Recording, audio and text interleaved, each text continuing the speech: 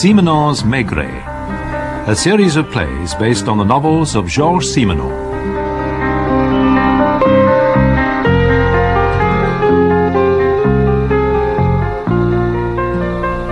Another hot day, Jules. Paris can be stifling this time of year. Empty too. The lucky ones have folded their tents and stolen away to the beaches. Are you getting away this year? Oh, I doubt it. I get a holiday every other year if I'm lucky. Too busy. Not many sea breezes find their way to the Quai des Orfèvres. Georges, where were you born? Liège. Of course, I'd forgotten. Why? No, you were born inland, like me. Now, I have a theory that for us and people like us, the seaside never seems quite real. It's an artificial, carefree world where nothing very serious can happen. You should know better than that. I should indeed. As a policeman, I do, but that's another matter. Actually, my last visit to the coast was purely professional. The setting couldn't have been more charming, but serious things had happened there, all right. There's nothing more serious than murder.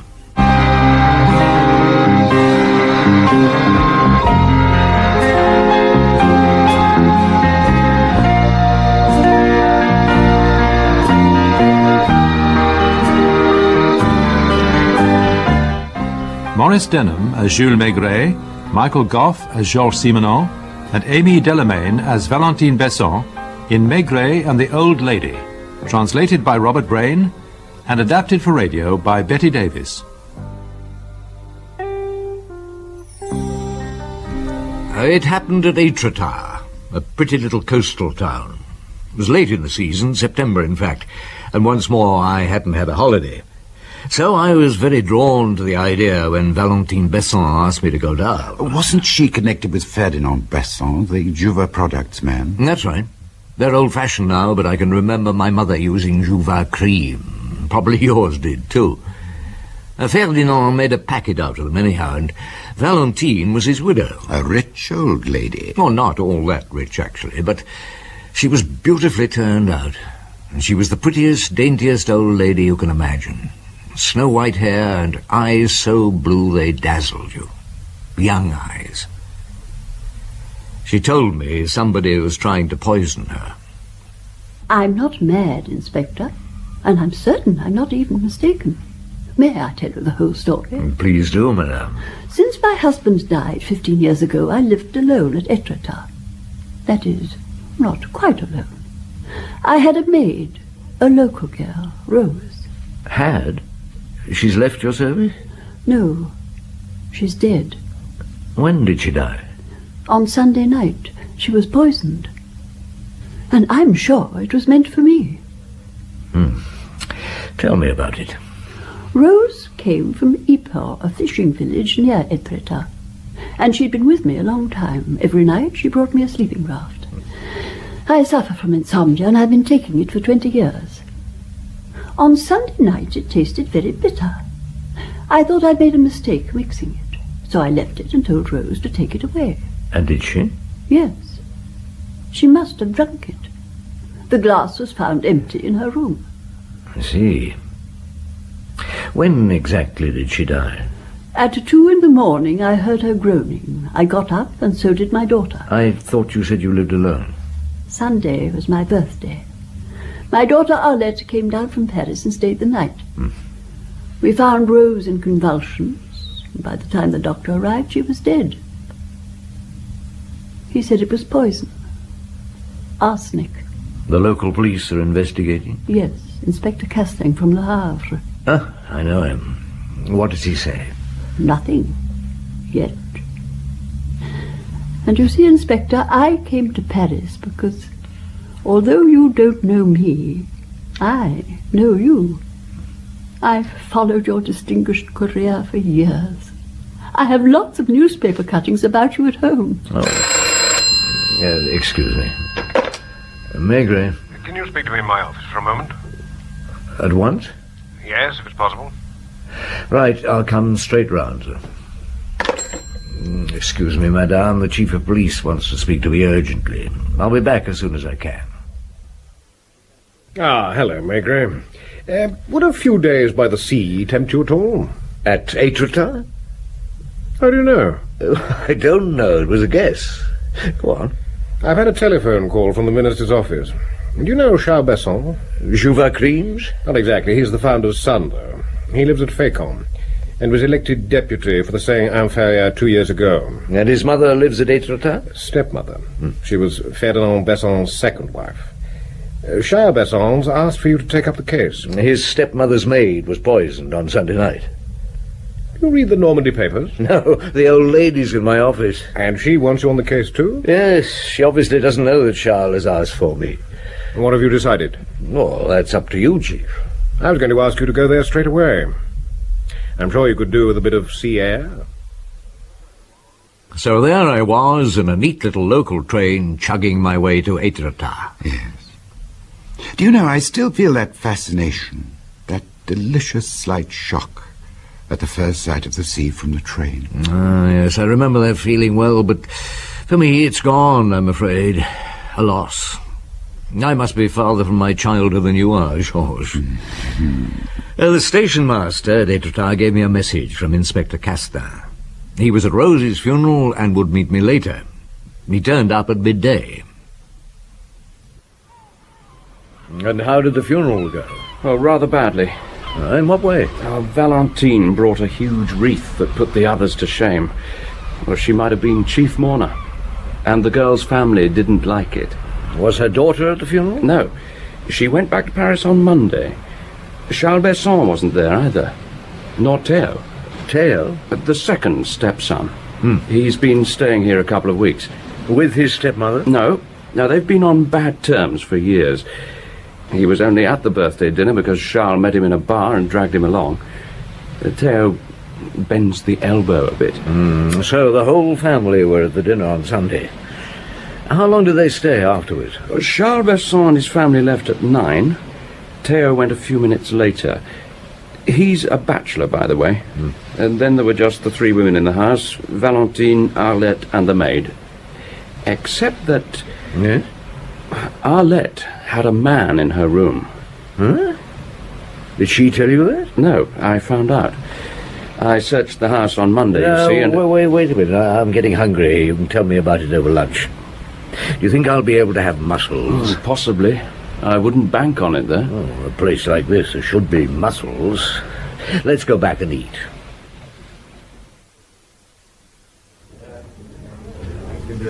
No mussels. I told you not to bank on it. Well, now, Arlette, what's she like? She's 38 and looks 25. Small and slim, very pretty.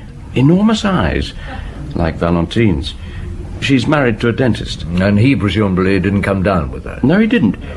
But I found a man's handkerchief in her room. She was very upset. What did she do? Snatched it from me and said it was her husband's. But the initial on it was H, and her husband's name is Julien Sudre. I didn't find that out till afterwards. Any idea who the man was? Yes. Arlette said she'd come down by train, but she was lying. She was seen arriving in a pale green sports car with a man. He was easy enough to trace. Hervé Perrault. He stayed at this hotel. The night porter says he didn't go to bed till 2:30. He'd gone for a walk. It was 2 o'clock when Rose started to grow. Yes. That must have frightened him off pretty quickly. Were there many people at the funeral? Oh, the whole of Ypres was there. The men will all be drunk by this evening. What? Try this white wine. It's not bad. A little Calvados, Inspector? It's just over 30 years old. Oh, thank you. I shall have a drop as well to keep you company, provided you won't be shocked. Do please smoke your pipe. I love it. Oh, sure. My late husband filled this place with cigar smoke. You know, I never imagined that one day the famous Inspector Maigret would be sitting in that chair. By the way, didn't you tell me you'd kept some newspaper articles about me? That's right. I cut them out. Oh, do you have them here? I think I could find them. They're probably in here.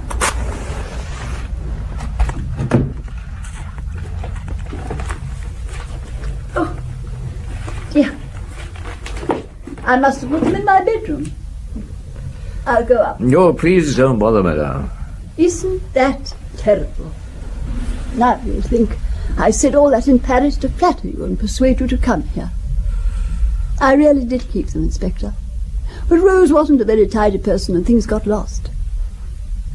Now, I expect you have heaps of questions to ask me.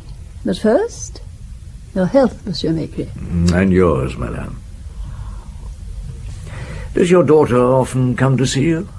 Once a year on my birthday. The rest of the time I hear nothing of her.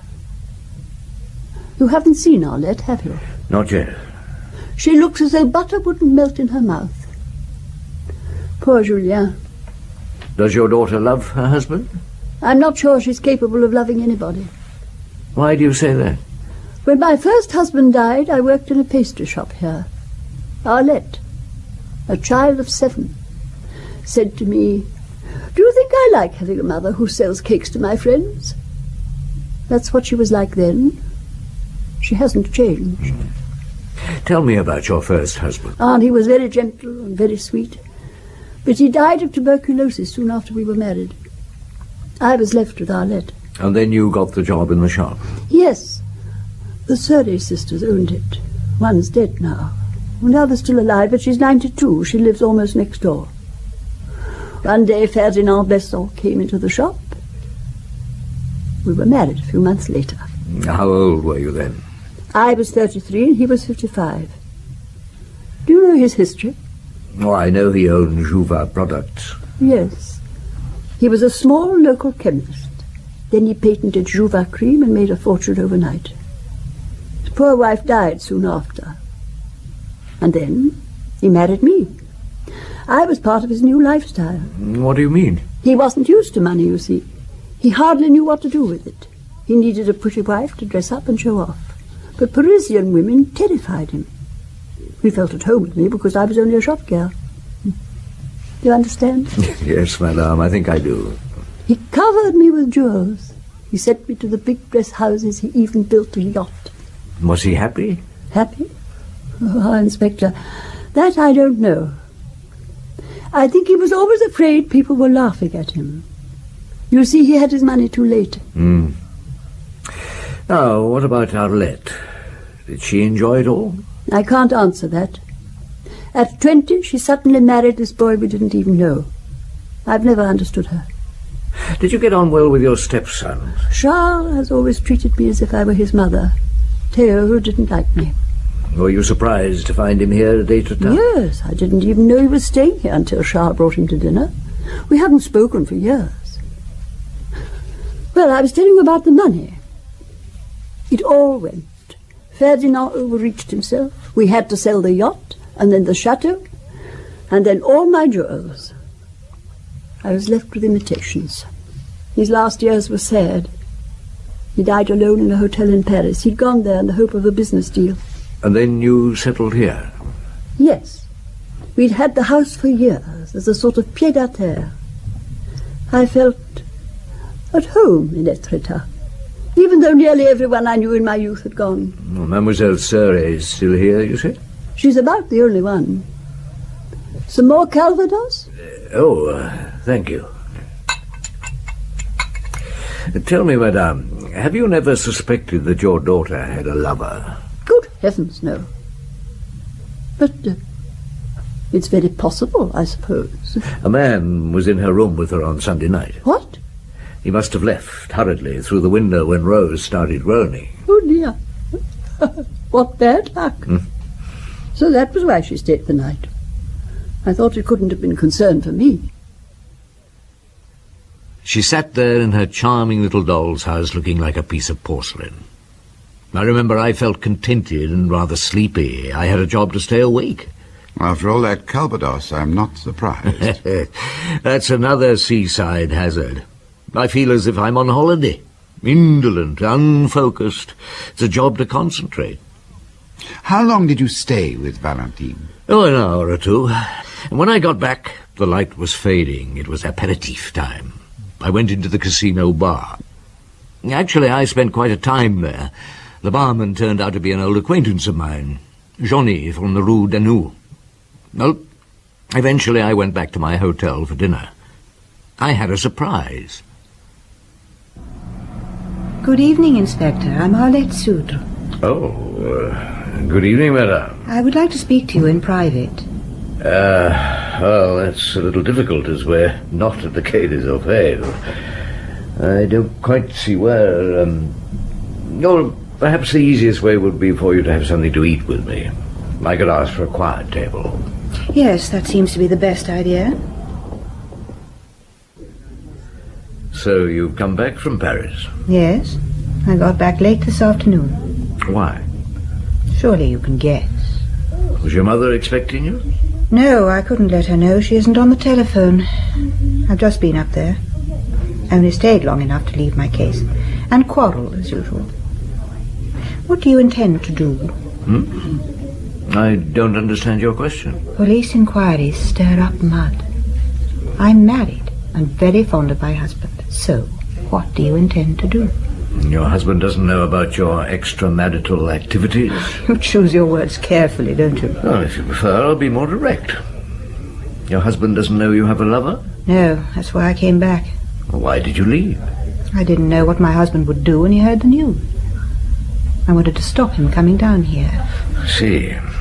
And as soon as you got to Paris, you began to worry. Yes. I telephoned Charles, and he said you were taking over the case. And that reassured you? No. Will my husband find out?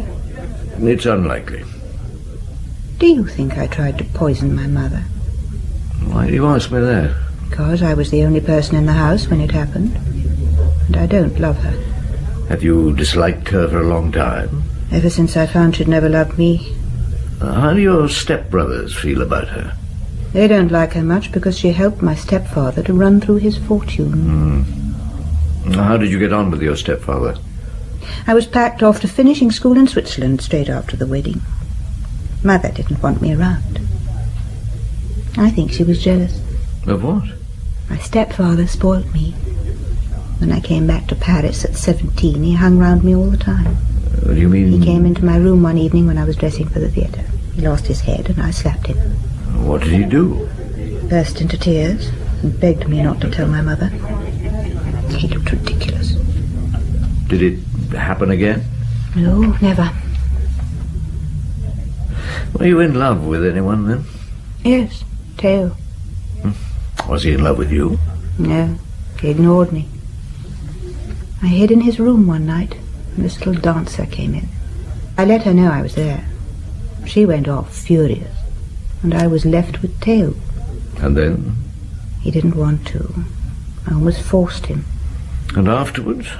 There was no afterwards. Why? I suppose he felt embarrassed. And you? I was disgusted with men. But then you got married? Not immediately. For more than a year I slept with every man who came along. From disgust? Yes. You don't understand, of course. Then? I got sick of it. I tried to end it by getting married and living like everybody else. Did you end it? No. You carried on even after your marriage? Yes. From the first year? From the first month. Why? Because I can't help it. Do you love your husband? Yes. Have you any other questions to ask me? When I've digested what you've told me, I will. Excuse me, Inspector. You're wanted on the telephone. Who by? Monsieur Charles Besson. Excuse me, will you wait for me? Yes. Yes? Chief Inspector Maigret? Speaking. I'm terribly sorry. I tear you away from Paris, and I'm not even there to welcome you. I assure you I did intend to be at the station, but I had to leave for Dieppe last night. My wife's mother has died. Oh, I'm sorry to hear that. She had no sons. I was the only man in the house, so I had to stay. I'm back at Fécamp now. I could drive straight over if you like. Well, that's not necessary unless you have anything new to tell me. No, I don't really know anything about Sunday night. You won't have found out already. Would it suit you then if I came round at 9 tomorrow morning? No, certainly. I'll see you then.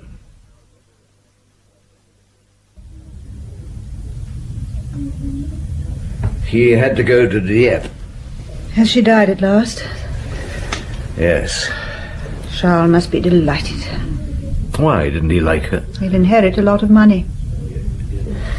You don't seem in a hurry to get back to your mother's house. I'm not. But please tell me if I'm in the way. No, that's all right. Would you like to go somewhere else? Where? A bar. No, we might meet Theo. Are you still in love with him? No. Come on, let's go for a walk. It's a fine night.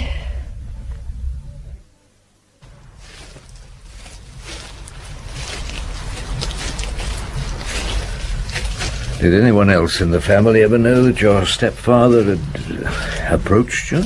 Mother knew. I'm sure of it. Well, who would have told her? Nobody. She listened at doors. I want to ask another very personal question. I can predict everything you'll ask me. When did you learn you couldn't have children? You've forgotten what I told you. No. I never took any precautions. I didn't allow the men to use any. Why? Out of fastidiousness, perhaps. Oh, how did you find out for certain? A young doctor told me. Was he your lover? Yes. During those amorous experiences, did you feel any... Enjoyment? Is that what you were going to say? Well, I was going to use the word satisfaction. Never. Suppose your mother suddenly told you she knew about that side of your life. I'd tell her to mind her own business. And suppose she threatened to tell your husband. Is that what you've been leading up to? I got there without intending to. I wouldn't want Julien to know for anything in the world. But if your mother... If she threatened to make me look dirty in his eyes, I'd do anything to stop her. Including murder? Yes. The question hasn't arisen yet. Why do you say yet? Because she knows now. She spoke to me about Hervé this afternoon. What did you say? You would be surprised. She can be very foul-mouthed. I shut her up. How? I hit her. You really intend to sleep there? I had no choice. Oh, don't be afraid. There won't be any trouble. Fog's coming up. I'd better get back. We turn right to get down again. Have you any more questions? Not at the moment. And? And? Don't you want to make the most of me? What? All I've been saying was meant for you, you know. Be quiet. You are tempted, aren't you? I'm going back. I'm sorry. I behaved like an idiot. You did. What time is your train tomorrow? 8 in the morning. Unless you keep me here. You can take it. The left path goes down to my mother's house. The right takes you back to the town. Will you come in and have a drink? No. Are you still angry with me? I don't know. Go and get some sleep. Good night, Monsieur Maigret. Good night. And were you? Was I what? Tempted. You said she was beautiful. Well, she was. But her eyes were dead. Big, blue, dead eyes. Not at all like her mother's, really. And Georges, those revelations, she seemed to be too eager to analyze herself, to dirty herself. No, I wasn't tempted. So what were your feelings when you walked back down the cliff path? Confused. I was wondering whether I should have given her permission to leave next morning. And I wanted a drink. Yes. In those circumstances, I would have too. So you went to the casino bar and saw Johnny? I did. What's more, I saw Theo Besson, too. Well, Chief Inspector, what's it to be? A beer, please, Johnny. I'm thirsty. Righto. There we are. Busy tonight, aren't you? Not too bad, not too bad. Can't complain. There we are, Inspector. Thank you. Good health. You Know who that is over there? What, the tall man in English tweeds? No. Theo Besson. Is he often in here? Yeah, but not here particularly. He does the rounds of all the bars in the place. He drinks like a fish. Who's that with him? Henri Trochu, the dead girl's brother. Did they come in together? Yeah. Theo was friendly with Rose, you know. Was he? You don't mean No, I don't think so. I never saw him lay hands on her, but they chatted and laughed together, and he tried to get her tight. Not that was difficult. 2 glasses did it. When did you last see them together? Oh, about a week ago. And the first time? A couple of weeks before that. Oh, they're going. Good night, monsieur. I slept badly and had nightmares. Those last beers had been a mistake. I woke to high seas and the sound of the fog siren. Arlette would be away to Paris by now. But at 9 I had to meet Charles Besson. I hoped he wouldn't shout. I do hope I haven't kept you waiting, Chief Inspector. Oh, no. No, that's all right. No, do you mind if we talk here? Of course not. They haven't done my room yet. This suits me perfectly. Can I ask you something? Anything. Are you fond of your stepmother? Oh, yes, very. She's always been good to me. What about your brother, Theo? There was a coldness there, certainly. Did he come with you willingly to Valentine's dinner? I made him see how silly it was to stay on bad terms with her. How did he behave? Like a gentleman. The whole family was at the dinner, I gather. Was there anything which gave you a hint of tragedy? Nothing at all. Look, Inspector, I think you're on the wrong track. It was to avoid this sort of misunderstanding that I asked them to send you down. We're a perfectly ordinary, happy family. I'm sure there's some simple explanation. Rose is dead. Well, someone must have come in. A tramp, perhaps. Someone who waited till the house was crowded and then got in and slipped poison into a glass. Yes, it's all very confused, certainly, but... tell me, Inspector, in confidence, what do you suspect? I have no definite suspicions, Monsieur Besson. Incidentally, I came here because you asked, of course, but also because your stepmother came up and saw me. What? She came up to Paris and asked for you? Yes. That's odd. I wouldn't have thought she'd have heard of you. Well, she told me she followed my cases in the paper. Huh? Oh, what's the matter? Oh, nothing. It's just that I've never seen her read a paper. I thought she had no interest at all in what was going on outside Etretat. You see, you can always find out something new. Look, are you thirsty? I wouldn't mind a drink. Good. Have you met Theo yet? No. He's almost certainly in the casino bar. If he is, I'll introduce you. Theo, I hoped we'd find you here. Do you know Chief Inspector Maigret? How do you do, Inspector? How do you do? Have you seen Valentine since Sunday? No. Are you staying here long? I don't know. He's a funny chap, Inspector. We never know what he's doing from one day to the next. Off to London, Brussels, Chamonix. That's you, isn't it, Theo? Monsieur Theo, when did you last have a meeting with Rose? With Rose? Do you want the exact date? If possible. I haven't got that kind of memory. Did you meet her often? Well, 2 or 3 times. When I first met her, I didn't know she was my mother's maid. Where was this? At the Vilcot Fair. Oh, you are a dark horse. I didn't know you ran after housemaids. We were both watching the sack race. We got bored with the fair. I offered her a lift home. Is that all? Is this an interrogation? No, but you're the first person I met who knew anything about the girl. What did you think of her? Little peasant girl who'd read too much and didn't understand what she was reading. Was there anything between you? Absolutely nothing. She thought marriage was a very dirty thing. It's her own expression. In fact, you were amusing yourself by making a character study. Did you know her brother before her death? Only by name. She didn't like her family. Well, then how did you meet Henri? He stopped me on the street. He thought, like you, that I'd seduced his sister. I convinced him that I hadn't, and he calmed down. Did he bear a grudge against you? No. Against Valentine, though. Why? That's his business. Did Rose show any sign of wanting to kill herself? No, never.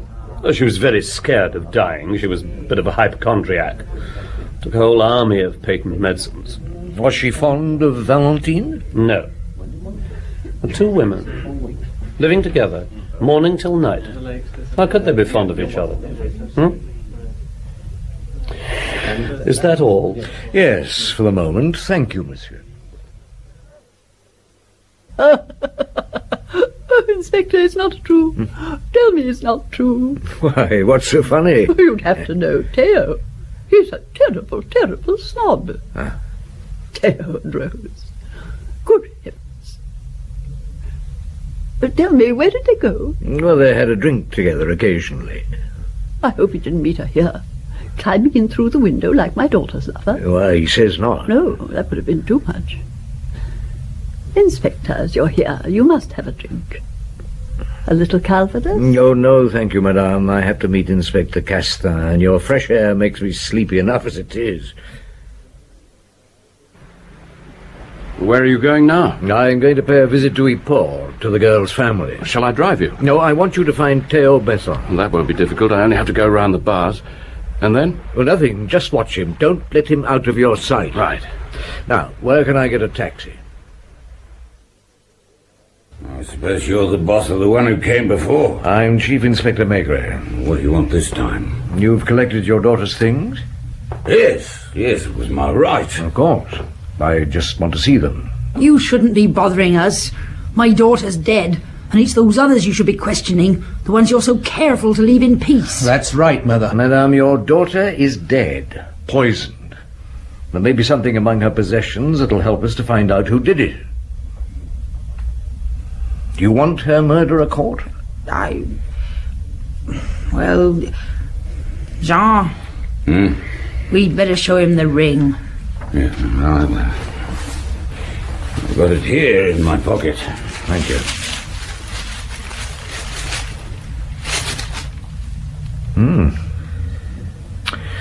Did your daughter have any other pieces of jewelry? No. Found it at the bottom of a shoe in a little ball of newspaper. It worried me. I took it to a jeweller in Thaco, and he said... Yeah? He said it was an emerald. Henri, was that the reason you were with Theo? Yes, I went to ask him if he'd given Rose the ring. He swore he hadn't. Can you let me have it for a day or two? Oh, it's not ours. If you take it away, you must give us a receipt. Oh, of course. And then I'll leave you in peace. Can you give me a lift to Etretat? There are some things I've got to do. Yes. You can drop me at the casino bar. Good evening, Castaing. Hello. How did you get on with the Trochu family? Some surprises. I've just dropped the son at the casino bar. On duty outside Theo's hotel, I see. Yes. He hasn't spoken to a soul all evening. He went up to his room a few minutes ago. That's his light on up there. Well, perhaps he's going to bed. Shall I keep on watching? Yes. What are you going to do? I'm going to say good night to Valentine.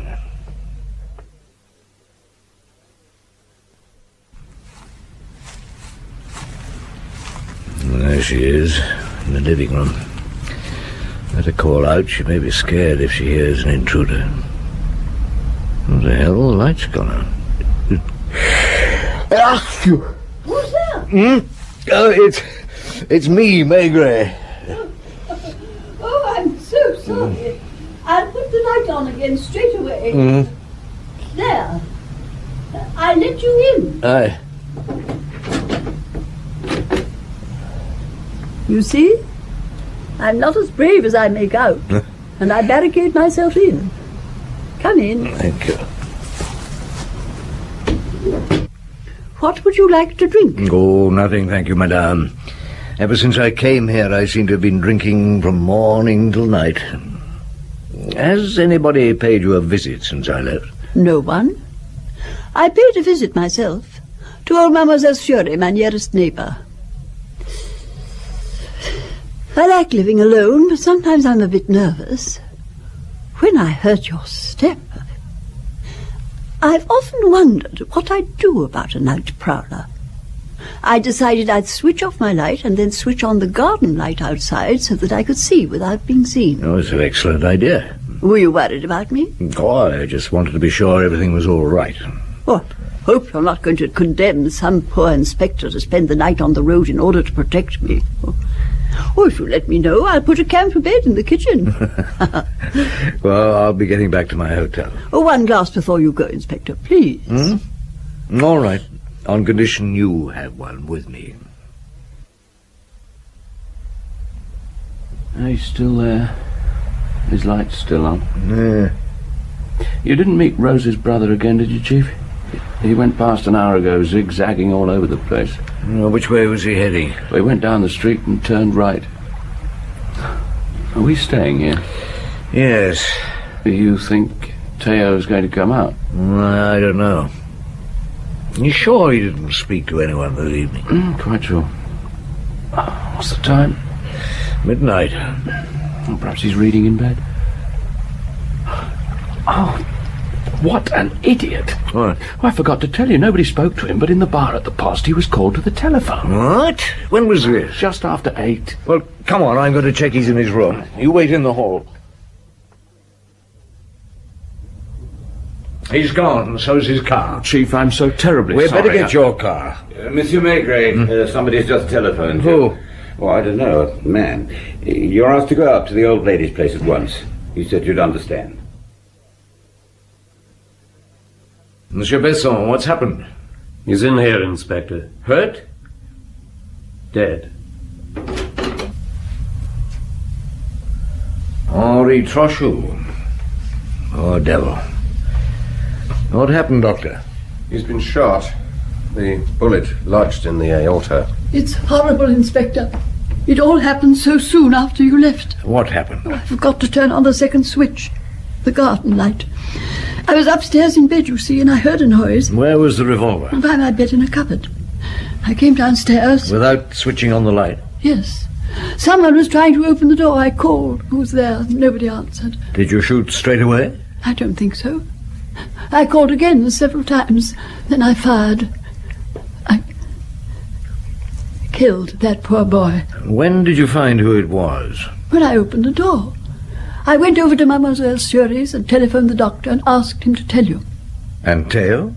I found him here when I came back with the doctor. She won't go to bed and let me give her an injection. She'll collapse if she isn't careful. Won't you persuade her? I don't think that it's necessary. Oh, well, in that case...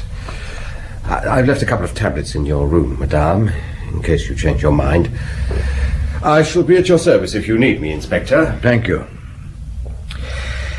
Madame, and you, Monsieur Besson? We'd better go into the sitting room. Castaing, have you got your notebook? Yes, Chief. Sit at the table, take notes. Inspector, a little Calvados. No.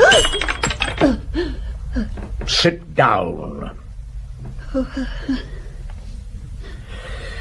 Monsieur Besson, where were you when he was killed? By the gate. Are you feeling proud of yourself? You knew she had a revolver? Yes. Will you please inform me I'm if I... asking the questions. And if I refuse to answer? I may decide to hit you. The thing I've been wanting to do for the last half hour. How long have you known? Known what? That your stepmother's jewellery was never sold. That they're the originals and not, as she said, the imitations. I always suspected it. What was their value? Several million francs. Why didn't you tell your brother your suspicion? Because I was not certain. Are you sure it wasn't because you hoped to come to some arrangement with Valentine? I refuse to answer. You came to Étretat to find out. You made Rose's acquaintance to find out. Rose was ferreting about before she met me. How did she know about the jewels? She got a gimlet. She bored a little hole in the wall separating her room from my stepmother's. She saw Valentine put the jewels away. She took the ring while Valentine was having a bath. Madame Besson? It's all lies. We can take the jewellery and find out. Well, it was my right. My husband agreed with me. When did you find the ring was missing? I won't answer. It was probably last week. You knew the thief must be Rose, So you decided to kill her before she had time to betray you. You knew she was a hypochondriac with a passion for patent medicines. She'd probably finished off your sleeping draught before, so it was easy. Well, how could anyone suspect you when you seemed to be the intended victim? You weren't even alarmed until you heard that Charles Besson had asked the minister to send me. You're very modest, Monsieur Maigret. So you came to see me yourself. You've no proof? I told you about Thaco and Rose quite deliberately. I knew you'd react. Tried to see Thaco before I questioned him. Perhaps shut him up for good. So you went to Mademoiselle Sudre and telephoned all the bars till you found Thaco. You asked him to come up here at midnight. But you had no intention of talking to him. You were going to kill for a second time. Isn't that what happened, Monsieur Besson? I cannot reply to that question. A gentleman does a gentleman encourage a servant to commit a theft? Does a gentleman send someone else to be murdered in his place? You thought about it and began to suspect a trap. Then poor Henri, half-drunk, staggered into the bar, so you sent him on ahead. Into Valentine's trap. What trap? No, you'd played the prelude to me earlier in the evening. The trick about the switch, which gave you an excuse for having fired in a panic before you turned on the outside light. Only you killed the wrong man. Well, are you going to handcuff me? No. You'd love that. It'd make you look like a victim. Castaing, take her away. After all, it was a woman's crime. Poison. More. It was the crime of an old woman living alone. It had been nursed for a long time, thought of lovingly for hours and hours. Yes. Well, they took her away. Next day I left for Paris. There was no fog and the wind had dropped. It was a beautiful day. The sea was calm and there were just a few clouds in a sky that was brilliantly blue. The same blue as Valentine's eyes.